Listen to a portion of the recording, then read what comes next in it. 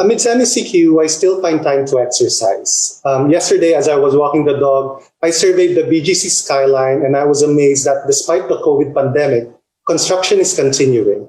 The Philippines has truly come a long way from being the sick man of Asia to becoming Asia's rising tiger. And spread across the CBD, iconic green buildings. But did you know that the green building penetration rate in the Philippines is very low? In the last 10 years, less than 2% of the total constructed floor area is green. This is equivalent to around 200 green buildings. And the problem with that is majority of the handful of green buildings that we have are office towers in Metro Manila. This begs the question, how about buildings in the provinces? And how about other types of buildings?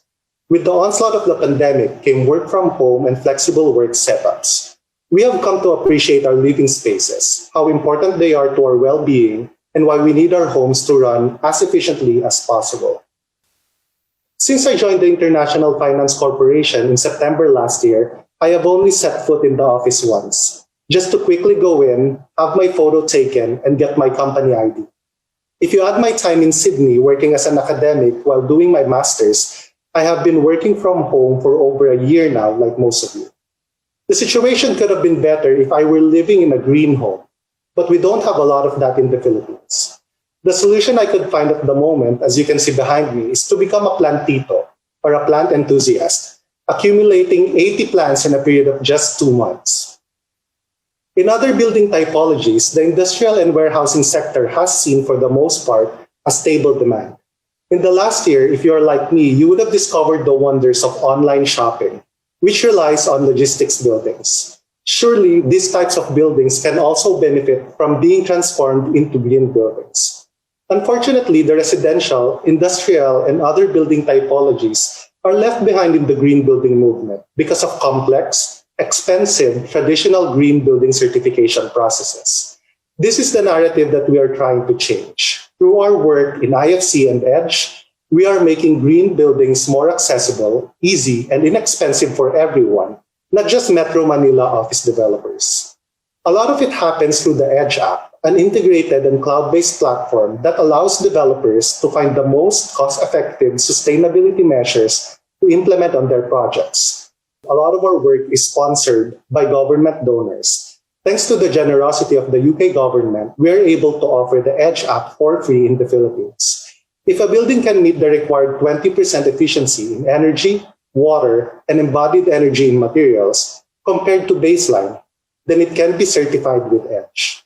But how about climate change adaptation? What's the use of implementing green measures if our buildings cannot withstand natural hazards? If we cannot ensure the longevity of our buildings, then our efforts in integrating efficiency measures will be for nothing. Construction and post-disaster construction are not only expensive, they also take a lot from our natural resources. The Philippines is one of the most vulnerable countries to climate change. According to the Global Climate Risk Index of 2021, the Philippines ranked fourth globally in the countries most affected by extreme weather events in the last 2 decades. During the same period, the Philippines was also ranked fourth in the highest number of disaster events, according to a 2020 report by the UNDRR and FED. Also, according to the World Risk Index of 2020, the Philippines ranked 9th in the countries with the highest disaster risk. These effects are compounded by the country's rapid urbanization and urban migration. This is where Building Resilience Index comes in, and earlier this week, we announced our work on this very important tool, with the Philippines being selected as the pilot country for BRI. We see BRI as the perfect complement to EDGE. BRI, supported by the government of the Netherlands and the Australian government, is a web-based hazard mapping and resilience assessment framework that evaluates location-specific climate-related risks for a building and the resilience measures that have been implemented for the project. BRI allows developers to assess their buildings and find the most cost-effective measures to improve the resilience of their buildings to wind, water, geoseismic, and fire hazards. BRI provides a rating. R means that a building is exposed to risks and has not implemented measures to address these. C means that the building meets minimum code requirements.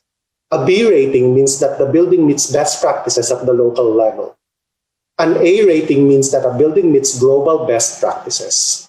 An A plus rating means that on top of an A rating, the building has operational and continuity measures.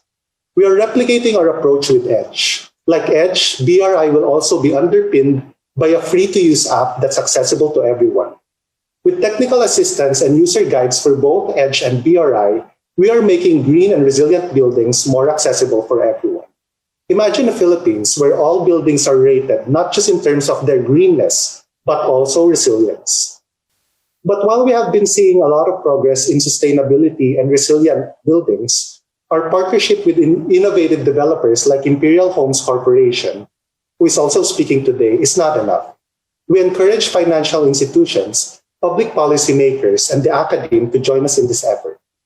Financial institutions can play a role in creating products that could incentivize green and resilient measures. Policymakers can help create an enabling environment that can make green and resilient buildings a more attractive proposition for developers. And the academe has a role to play in creating a new cohort of climate advocates who will continue this important work for future generations. I invite you to reach out to us and join us to make this world a better place. The Philippines was hit hard by the pandemic, but as the economy restarts, we are presented with an opportunity for a green, resilient, and inclusive recovery. Sustainable development cannot be truly transformational if it is not also inclusive. Let's leave no one behind.